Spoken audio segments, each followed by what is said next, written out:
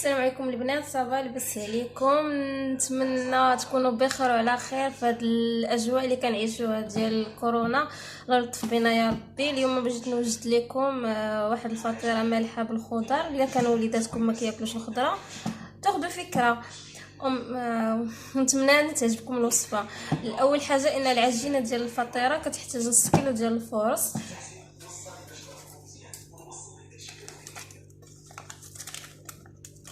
جوج معالق ديال النيدو كبار،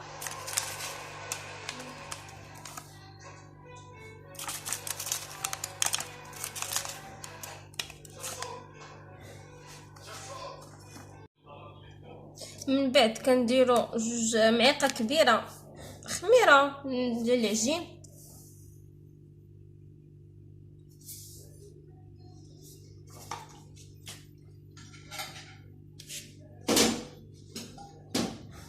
شويه ديال الخميره كيماويه،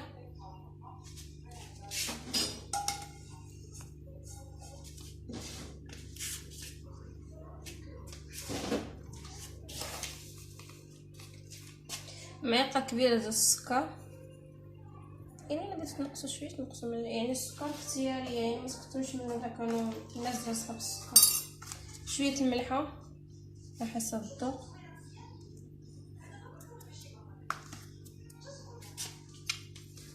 4 معالق ديال زيت الزيتون،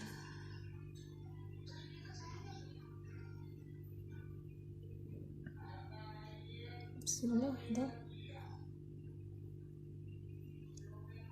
جوج،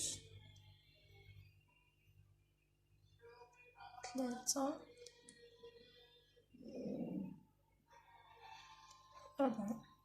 وكنعجنو بما دافي حتى تجانس لي العجينه بحال ديال المسمن، يعني الفطيره عادي، العجينه عاديه كما كنديروا اي وحده لاله مولاتي كتعرف تعجن.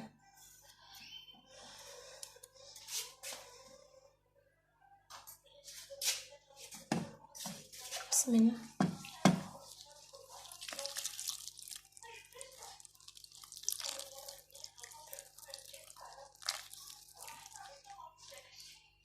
من بعد كتجمع لكم العجينه كتكون بحال هاد الطريقه، يعني بحال العجينه ديال المسمن، ماشي خفيفه بزاف، يعني شاده في راسها. دابا غتخلوها ترتاح، تغطيو خليها ترتاح ونوجدوا الحشوه مع بعض.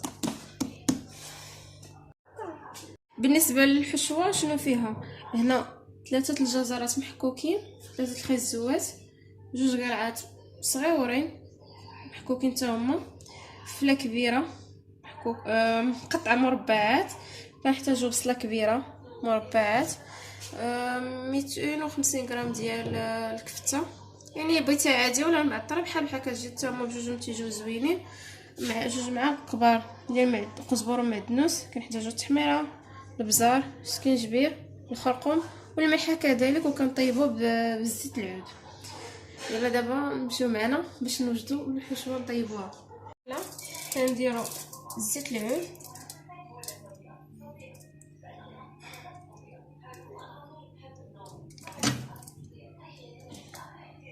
سيرو 2 معالق تقريبا،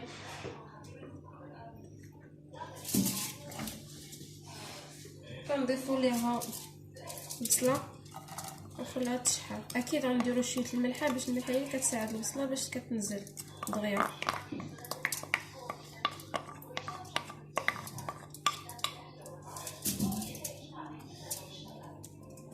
نتسناو دابا تتشحر، غنضيف شويه الملحه،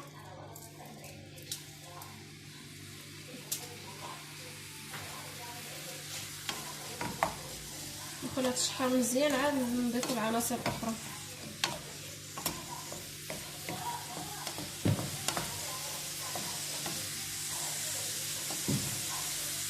نتسناو دابا تتشحر.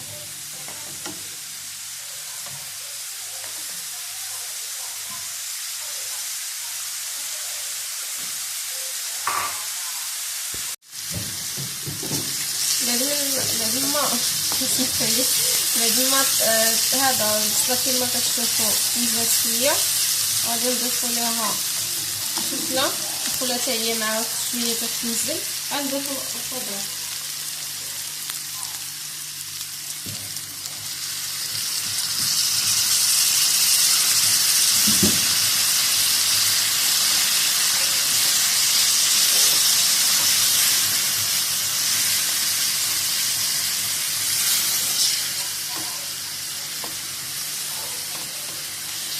غنضيفو دابا التوابل ونخليهم يتشطحوا مع بعضياتهم مع الفلفله والبصله. حنا عادي بنات الشعب تاع طريه عينك ميزان. تحميره البزار نديرو السكينجبير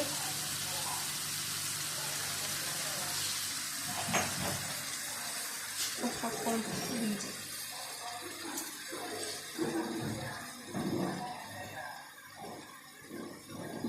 نسيت ما قلت لكم ضامه البنه اختياريه ديروها ما تضيفوش. انا نضيف غير الربع فيها ماشي نص كاع.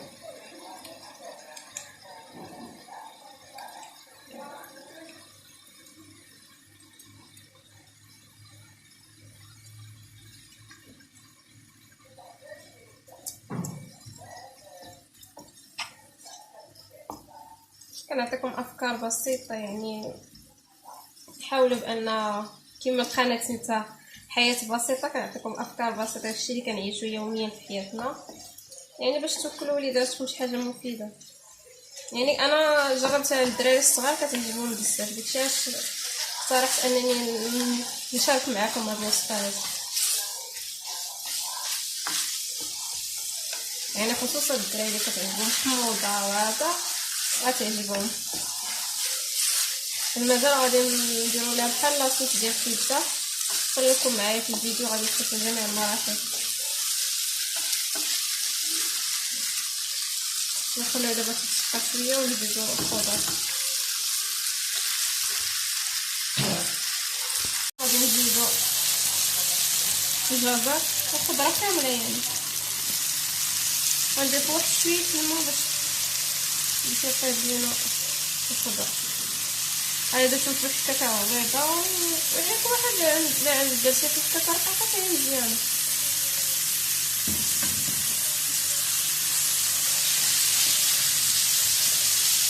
ونضيف دابا شويه الماء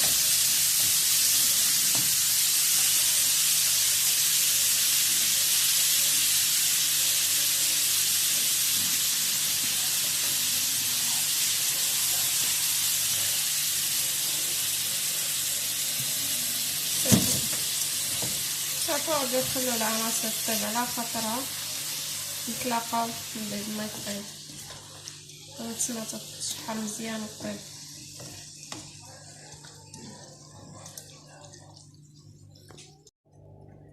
من بعد خلينا الخضره ديالنا كطيب. دابا غنجيو للعجينه غنخرجوا منها الهواء اللي فيها وغادي نديروها 2 كرات متساويه مع بعضياتهم ونخليهم عاوتاني يرتاحوا.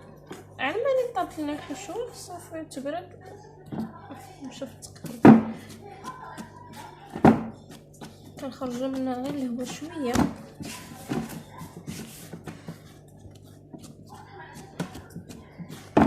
صافي فقط. صافي دابا انا غادي نقطعها على 2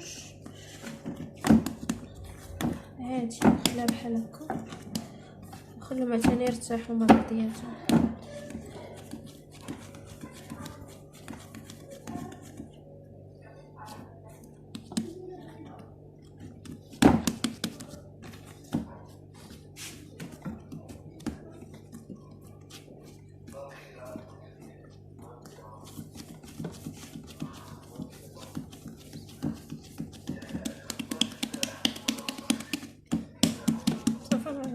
نغطيهم ونخليهم يرتاحوا على ما توجد لينا الحشوه تبرد. من بعد ما وجدت لنا الحشوه يعني بقى نبقاو نحركو حتى توجد تطيب لينا. دابا غنديرها تبرد نفس المقلات يعني غادي نوجدو فيها الكفته حتى هي تشحر مع نفس العطريه.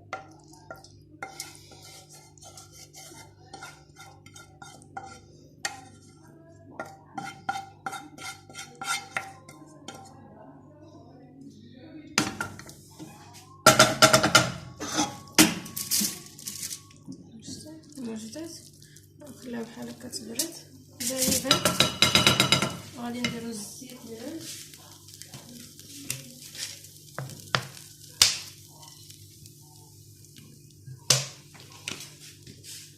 غنضيفو الكفته،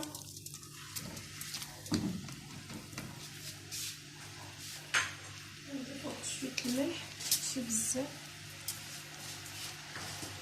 العطريه كامله يعني البزار اللي كما درنا في الحشوه غادي نضيفو فيه التالي.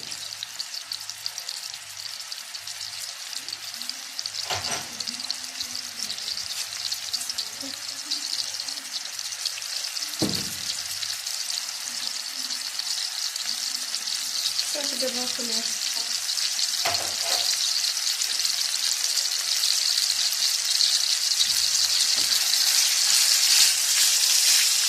يعني نبقى نفركو حتى توجد الكفته.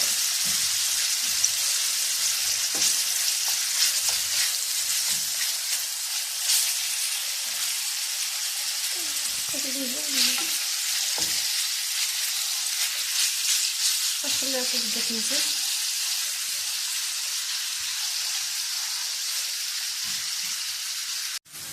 انايا كطيب خليها كطيب. بالنسبه للحشوه نسيت ما قلت لكم كنضيفوا الهريسه يعني الشونيه على حسب الاختيار، يعني اللي بغيتو ما بغيتوش. انا كنضيف واحد شويه وغادي نحركو. كنحاول انني باش يبرد لينا ضروري يعني. صافي نخليها دابا غادي معاهم هاكا خلينا نسخن مازال فيها شويه. كما قلت لكم هنا في الحشوه راه باش فيها الربيع وخليها غادي تبرد. من بعد غادي نحركوها، غنحركو جميع العناصر كنضيفو الكفته في جميع العناصر.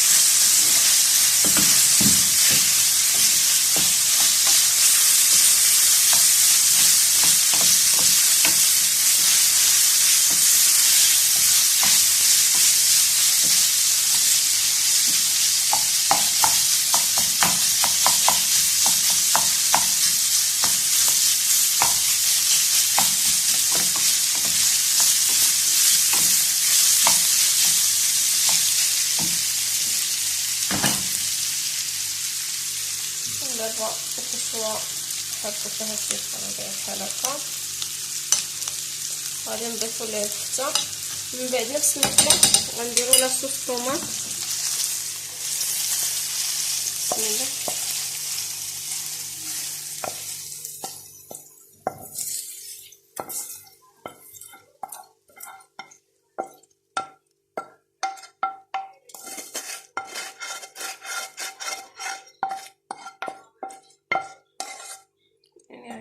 نفس الماكله غادي نديرو جوج معالق د الحكماطيشه والعطريه نفسها، يعني ضروري الزيت العود. هادي الوصفه فيها كاع الزيت العود يعني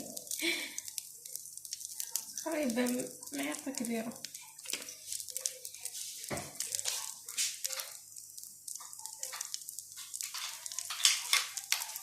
انا ديجا انا عندي جوج معالق ديال الحكماطيشه ذوبتهم في الماء، يعني مازال ما ذوبتهمش ولكن معليش نحط شويه الماء وغادي نضيفهم في المقله.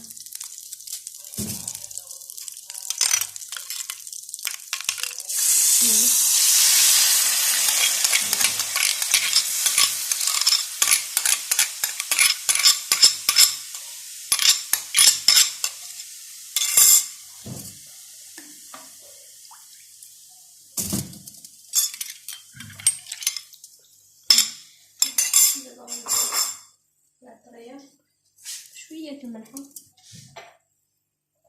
بزاف كما درنا العطريه، نفس العطريه ديما اللي كنعاودو.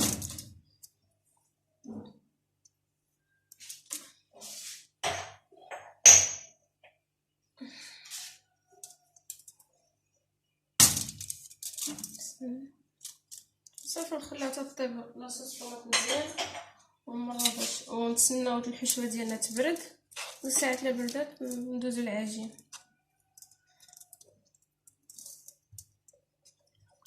من بعد ما بردات لينا لاصوص طماط يعني توكحات هكا كي غتولي وبردات لينا الحشوه، غادي دابا نمشيو للعجينه كيفاش نوجدوها. من بعد ما شدينا يعني من داك جوج كرات هزينا واحد الكره فيهم في طاوله العمل ديالك. غادي نديرو الدقيق مزيان هكا، غادي ندلكوها بالمدلك يعني كامل عشوائيا، ماشي بالضبط تكون دائري ولا ما دائري، يعني عشوائيا.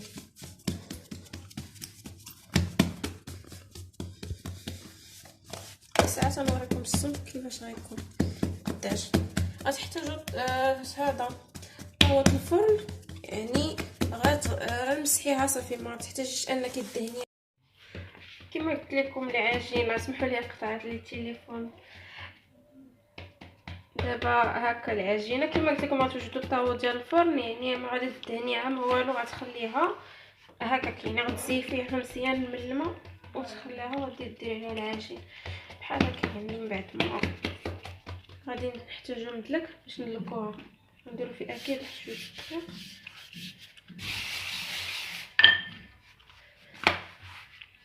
طاوله العمل ديالك يعني غادي دير الدقيق صافي، غادي نبدا تدلكي.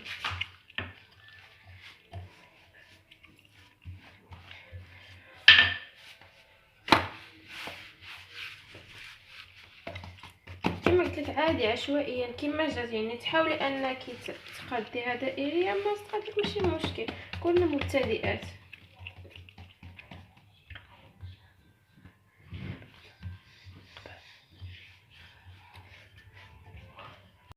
من بعد ما دلكناها كامله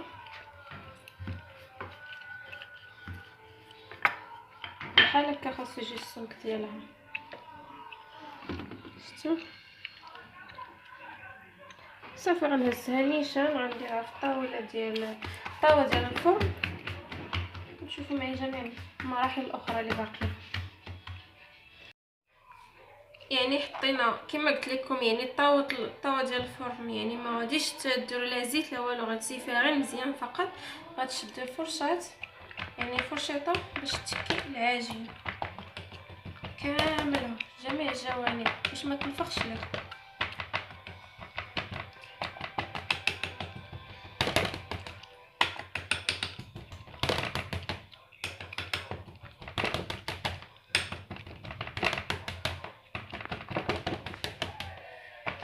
بعد ما تكيناها كاملها يعني كما كتشوفوا غنديروا لاصوص الطوماط اللي وجدنا ومن بعد الحشوه.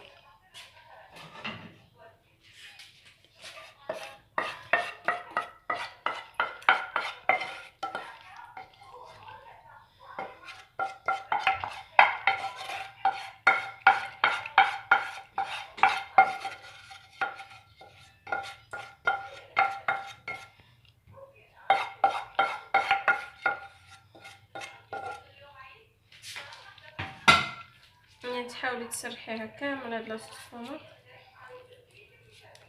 كامله على العجين.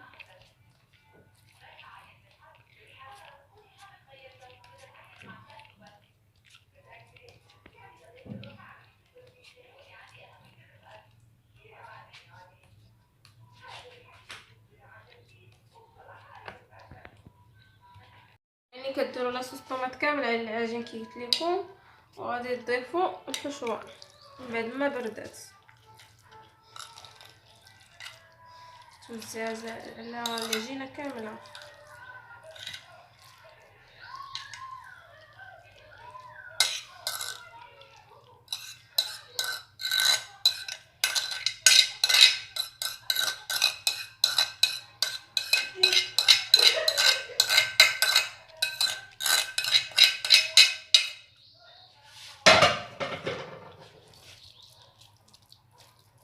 ربنا يزيد غير معلقه صغيره عادي.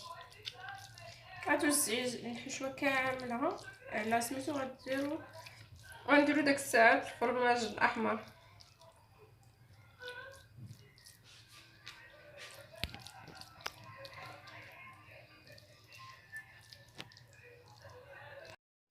من بعد سرحنا الحشوه كامله كما كتشوفوا. غادي ندير فرماج احمر. انا كنستعمل هذا البلوك، يعني نتوما اي فرماج عندكم.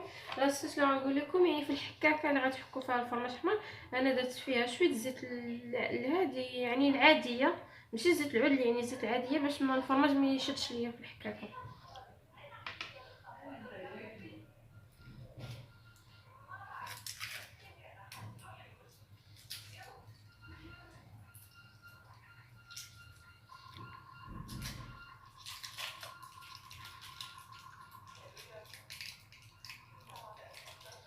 زيد كميه من الفرماج، يعني نديرو غير شويه يعني باش تعطي البنه وصافي. يعني مباشره كتحكوها فوق الحشوه. كتوزعي الفرماج على جميع النواحي.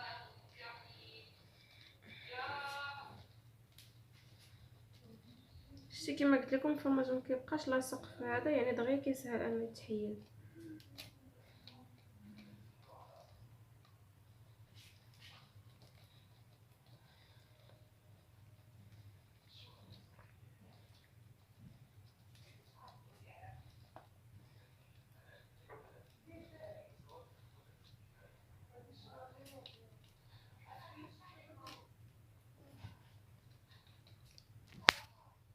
بعد ما حكيت الفرماج كما شفتوا دابا العجينه الثانيه. العجينه الثانيه بحال الاولى، يعني حتى هي غادي تدلك وغادي نحطها فوق الحشوه.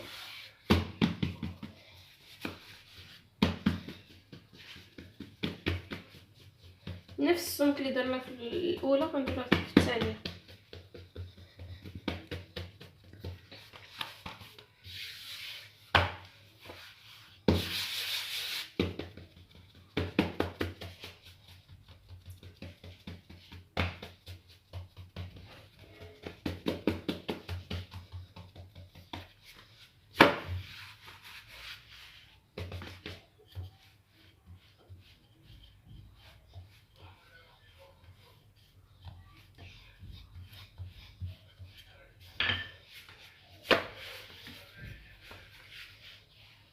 كتبقاو تدلكوها، يعني فيما دلكتي كدوريه باش تعاود عاوتاني باش حتى تسرح لك كامله.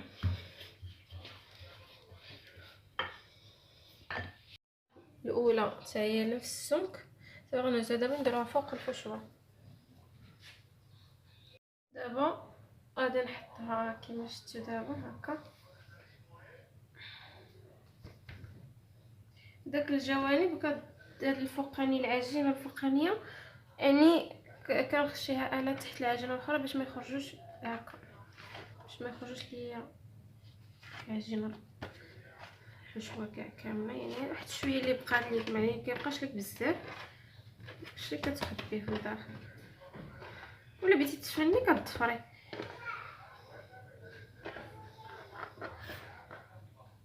جميع تتقادي العجينه ديالك. من بعد غادي نتفكوها وغادي نديرو ليها البيض. نتوما شوف معايا جميع المراحل.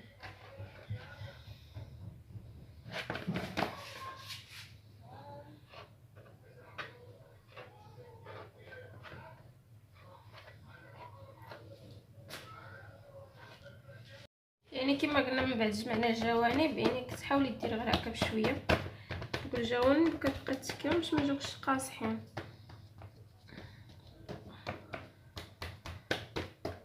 دابا غادي نتفكوها بالفرشه ونحاولوا دوك الجوانب نديرو لهم بحال هكا باش ما يجوكش قاصحين.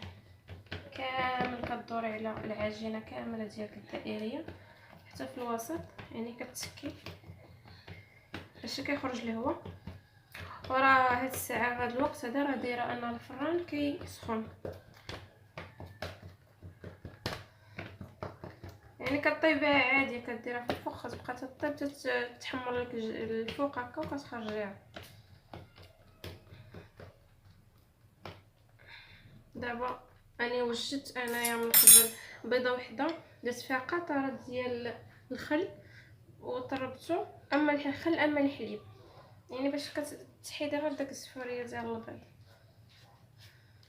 صافي كدهنيها كامل هذه العجينه وكتدخليها الفران. نتمنى تعجبكم الوصفه وشكرا على المتابعه. ما تنسوش ديروا معنا جيم وتشجعوا قناتنا. حياه بسيطه. لما طابت لينا الفطيره ديالنا طفيت يعني حطيتها خليتها غطيتها باش تبرد. ها النتيجه ديالها كما كتشوفوا. دابا نقطعها قدامكم.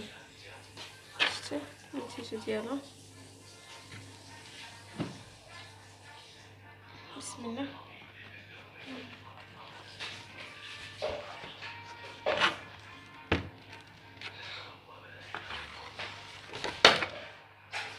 كتقطعي الشكل اللي بغيتي، يعني السمك اللي بغيتي. انا حطها في البسيل ديال التقديم وتشوفوا واش كيدايروا كي كتجي. شتي ما كتلصقش يعني في الطاوه كاع، كتجي شيشه. نتمنى نال الاعجاب ديالكم وتشاركوا مع وليداتكم مع اعز عندكم. شكرا على المتابعه، الى مره اخرى ان شاء الله، وصفات اخرى ان شاء الله.